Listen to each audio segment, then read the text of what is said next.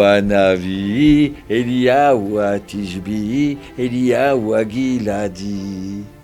Oui, maman, tu sais, avant, quand je m'endormais, j'avais un peu peur. Mais maintenant, avec tes histoires de Eliyahu Navi, je fais le schéma Israël et je dors bien.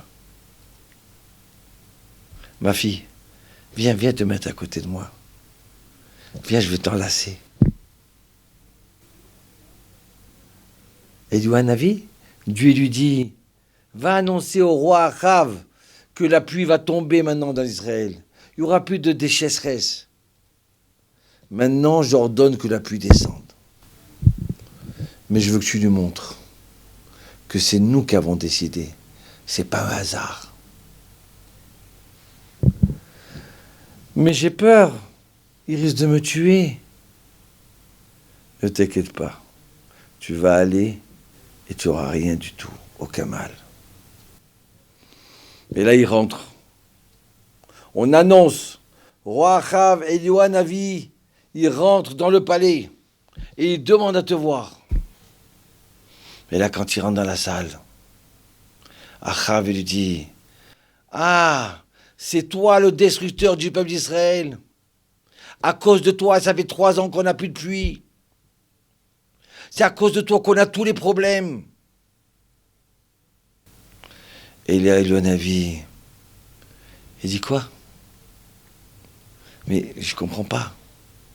Et tous ces gens autour du roi, oui, c'est à cause de toi. Mais vous avez oublié que s'il n'y a pas de pluie, c'est parce que quoi? C'est parce que vous faites de l'idolâtrie, parce que vous êtes dépavrés, vous êtes dans la débauche, vous êtes attirés vers le mal. Vous ne comprenez pas que c'est vers le mal que vous attirez. Votre cœur, il a envie de quelque chose qui n'est pas bon.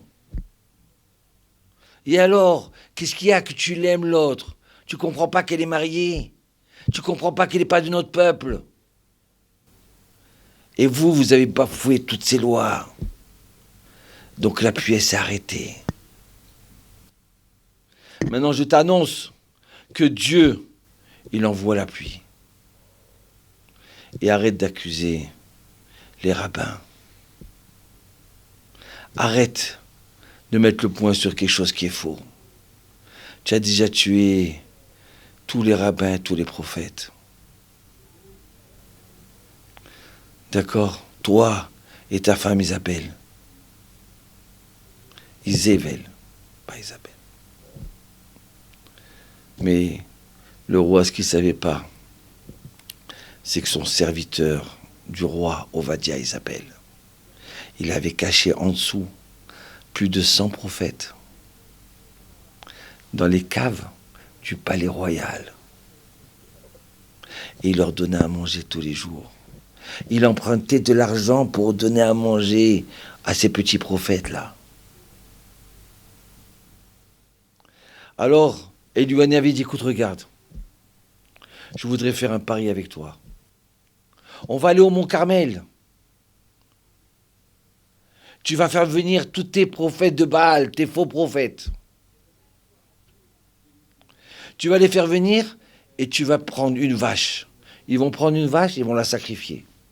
Ils vont demander à leur Dieu de descendre la pluie. D'accord? Et s'ils n'arrivent pas, tout le monde reconnaîtra la vérité. Et moi, je demande à Dieu la pluie, et on verra qui c'est qui a raison. Alors le roi Achav dit, d'accord. Alors on annonce la semaine prochaine, on va aller tous ensemble. Et voilà qui arrive. Le matin, tous les prophètes de Baal, ils sont sur la colline. Ils avaient déjà préparé du bois et tout. Et en cachette, ces tricheurs, ils avaient préparé un petit souterrain où ils ont mis un homme avec du feu pour allumer le feu. Soi-disant, il descend d'en haut, ils vont allumer le feu. Les tricheurs. Et voilà que les 2 vaches commencent à monter sur la montagne. La vache d'Eliyahu Navi, elle arrive jusqu'au bûcher de Eliyahu Navi. Et l'autre, ils sont en train d'attirer, ils n'arrivent pas à la faire bouger. 2 personnes qui la tirent, 3 personnes, 10, elle ne veut pas bouger. Et il lui a dit, qu'est-ce qui se passe? Mais elle n'arrive pas à bouger la vache. Azélianovi rigole. Il dit, regardez mes enfants d'Israël, ils veulent descendre le feu du ciel. Leur vache, elle n'arrive même pas à bouger, ils n'arrivent pas à la faire la bouger, la vache. Et là, Elianavi s'approche de la vache. Il lui parle à l'oreille. Vas-y, avance. Va. Ils vont te sacrifier. Alors la vache, elle dit, mais pourquoi moi? Être sacrifié sur des choses qui sont fausses? Pourquoi je vais faire partir de leurs jeux qui sont faux? Il y en a tellement de juifs qui se plantent et qui se trompent. Mais moi, je ne veux pas servir à quelque chose de faux. Alors Elianavi avait dit, oui, tu as raison. Je te promets, c'est que tu avances et tu te laisses sacrifier par eux. Et quand les bénis israéliens vont voir le miracle, le feu descend chez nous et pas chez eux, eh bien toi aussi, tu auras la même part comme si tu étais sacrifié pour Dieu. Allez, avance. Et voilà que la vache, elle avance. Et tout le monde s'est mis à rire. Et Elianavi, c'est lui qui a fait marcher la vache des prophètes de Baal. Et à ce moment-là, il leur a dit, maintenant, allez, vas-y, Elianavi, demande. Et il leur dit, allez-y, demandez les prophètes, demandez à votre Dieu qui descende la pluie, qui descende le feu. Et il dit, allez, descendez le feu. Et il tape fort. Allez, que le Dieu descende le feu sur notre vache. Il n'y a pas de feu. Il n'y a pas de feu. Qu'est-ce qui se passe? Ça fait une demi-heure qu'il crie, ça n'a pas de feu, ça ne marche pas. Hachem, il avait envoyé un serpent pour tuer cet homme-là qui était dans le souterrain pour allumer le feu. Alors Elianavi, au bout d'une heure, il leur a dit, mais criez plus fort, peut-être votre Dieu dort maintenant. On va attendre encore un quart d'heure. Allez, on attend un quart d'heure. Allez, criez plus fort. Vous voulez que je vous aide à crier? Et tout le peuple comme ça en train de rire. Ils étaient là risés. Et maintenant, on est arrivé à l'heure de Mincha. Il était un peu comme 2h, 3h l'après-midi. Et à ce moment-là, Elianavi dit, bon, maintenant, ça y est. Ça ne marche pas chez vous. Maintenant, c'est moi qui vais prier. À ce moment-là, Elianavi, il dit dans son cœur, il prie dans son cœur Hachem. Hachem, je ne le fais pas pour moi. Je ne le veux pas pour mon orgueil, Chas Shalom. Je veux sanctifier ton nom. Je veux que tout le monde y voie la vérité. Ané, mon Dieu, fais descendre le feu du ciel sur cette vache-là. Et mieux que ça, je vais prendre de l'eau et je vais remplir ce bûcher-là d'eau. Comme ça, c'est pas une petite étincelle qui va allumer ça. Il faut du vrai feu, très fort. Et il dit, mon Dieu, réponds-moi. Mon Dieu, réponds-moi. Voilà la prière que Elianavi a fait. Réponds-moi, mon Dieu, réponds-moi. 3 mots. Et à ce moment-là, le feu, il descend du ciel. Il descend, et il brûle tout ce bûcher avec la vache. Et tous les bénis Israël sont là. Waouh, c'est extraordinaire. Waouh, mais c'est quoi cette lumière? Même le roi Achav, il était là étonné.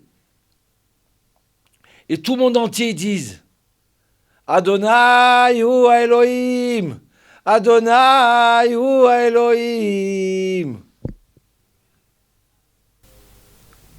Alors on se pose la question, pourquoi Elianavi a demandé 2 fois, mon Dieu, réponds-moi, mon Dieu, réponds-moi. Si tu es tellement fort, dis-le 1 fois, réponds-moi mon Dieu, ça suffit, pourquoi répéter 2 fois, réponds-moi? Aneni Hachem, Aneni. Aneni, ça veut dire répondre. Pourquoi dire 2 fois Aneni? Alors regardez la réponse comme extraordinaire du Talmud de Berachot. Il dit à Hachem Yitbarach, oui, je veux que tu fasses un miracle. Je veux que tu fasses descendre le feu. Mais si je fais descendre le feu et que les gens, ils vont pas croire à ça, alors à quoi ça sert ce miracle? Donc Hachem Yitbarach, ce que je veux, c'est que je te demande de répondre à 2 prières à moi. Première prière, que tu descends le feu, qui descend du ciel. Et ma deuxième prière, c'est que les bénis Israël, ils vont croire au miracle. Ouais. Que les bénis Israël, ils vont croire au miracle. Vous savez quoi? Quand j'ai entendu ces paroles, j'ai eu des frissons. Il y a des fois où je parlais à des juifs qui étaient loin.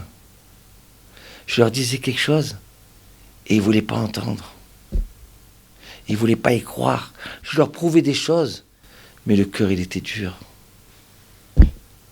Aïe. Comment j'avais de la peine. Ah oui, il peut avoir plein de miracles. Mais si le juif, il n'a pas le cœur adéquat, il n'a pas l'ustensile adéquat pour y croire, s'il est rempli d'impureté, et si lui, son goût à lui, c'est que la faute de partir avec cette femme-là. Donc tous les miracles du monde entier, ça ne servira à rien.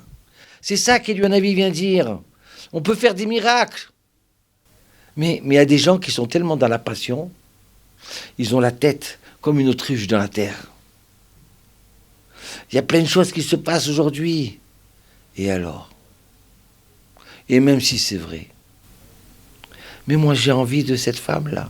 J'ai envie de manger ce cochon-là. J'ai envie de transgresser Shabbat. J'ai besoin de transgresser Shabbat. C'est trop dur pour moi de rester sans rouler avec ma voiture. Ah bon? Ça t'est jamais arrivé de ne pas rouler? Et quand tu étais à l'hôpital, tu n'as pas roulé, comment tu as fait? Tu es mort? C'est dommage, tu rates ce bonheur-là. C'est-à-dire quoi? Alors, ça veut dire quoi? Ça veut dire que la personne, elle peut passer à cause d'une période comme le Corona. Elle peut passer à côté du miracle de la guerre des 6 jours, de la guerre de Kippour, de tous ces millions qui nous détestent autour. Et on tient encore. Et le peuple le plus détesté, maintenant, tout le monde, ils veulent Israël. Ou même s'ils haïssent Israël, mais ils reconnaissent cette grandeur. Comment on peut réussir dans tout? Quoi, tu peux arriver à Rosh Hashanah, à la synagogue, à Kippour, vivre un moment extraordinaire, et ton cœur, il reste comme de la pierre. Ouais, tu rates le coche. C'est pas malheureux, ça. Et Eliyahu Hanavi, il a dit, écoute Hachem, je suis prêt à être ton prophète. Je suis prêt à être ton serviteur. Je suis prêt que tu fasses des miracles. Mais si tu n'aides pas ces juifs-là, quand quelqu'un est dans la boue, si on n'aide pas à le sortir, comment tu veux qu'il sorte? Ils ont besoin d'aide. Et là, à ce moment-là, tous les ministres, ils ont dit, Adonai hu Elohim, Adonai hu Elohim, Adonai melech, Adonai malach, Adonai yimlor leolam vaed.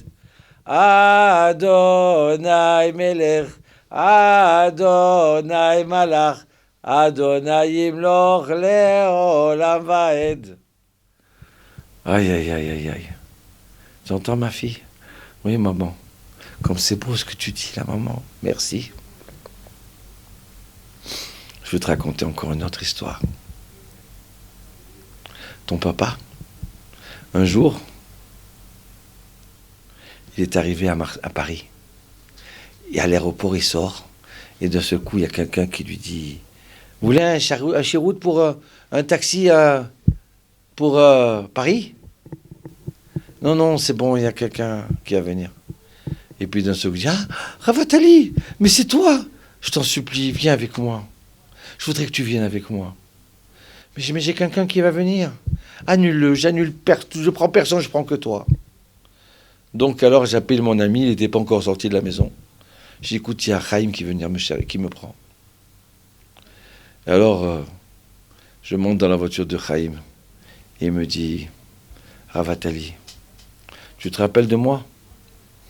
Je dis oui, mais bon, sincèrement, ça fait tellement longtemps, je ne me rappelle plus. Il me dit, mais comment c'est? On était en 1995. En 1995, et on a fait notre aliyah, tous les jeunes, à Ashkelon, dans un ulpan. On était perdus là-bas. Et à ce moment-là, Il y a quelqu'un qui nous dit, le Rav Attali, il vous invite Shabbat. Et en plus, il veut organiser un petit séminaire avec vous. Des conférences. C'est juste avant Pessah, une semaine de conférences de Rabbanim, avec le Rav Eli Peret et d'autres Rabbanim. Alors on est venu tout content, on n'avait pas de sous, alors on s'est dit on va passer une semaine de vacances à Jérusalem. Et moi, je connaissais rien à la Torah. Non, j'étais pas dans une école juive. Et même si j'étais dans une école juive, j'avais pas le cœur à ça. Je fumais Shabbat. Ma tête était ailleurs. Et là, on a été reçus comme des anges. Oui, ils nous voyaient que nous, c'est nous comme des anges, ils nous voyaient. Et alors on a mangé un couscous, on était là, on a chanté, qu'est-ce qu'on était contents. Et samedi matin, le Rav, il se lève de sa place et me dit, Chaim, prends le Sefer Torah. Et là, j'arrive pas à me lever de ma table, de me lever de ma chaise. Je commence à trembler. Quoi, moi, le Sefer Torah? Chaim, on t'attend. Mais je peux pas. Je peux pas, moi, je fume Shabbat. Je peux pas, Sefer Torah. Et là, tu es venu, tu m'as pris par l'épaule, tu me fais-moi plaisir. Comme je kifferais que tu prends Sefer Torah. J'ai eu honte de lui dire, mais je peux pas, je fume Shabbat. À ce moment-là, j'ai pris le Sefer Torah. Et tout mon corps, il a eu des frissons. Et je voulais cacher mes larmes. Que personne n'y voie mes larmes là. Et j'ai dit, mon Dieu, je jure maintenant que je fumerai plus Shabbat. Et là, dans la voiture, Chaim se retourne avec une larme aux yeux. Et me dit, Rav, ça fait 20 ans. J'ai plus fumé Shabbat. Totarapa. Sincèrement, je ne me rappelle plus. Et aujourd'hui, il habite Israël. Il habite Natania. Et il fait Shabbat entièrement. Eliyahu Hanavi, Eliyahu Tishbi, Eliyahu Giladi.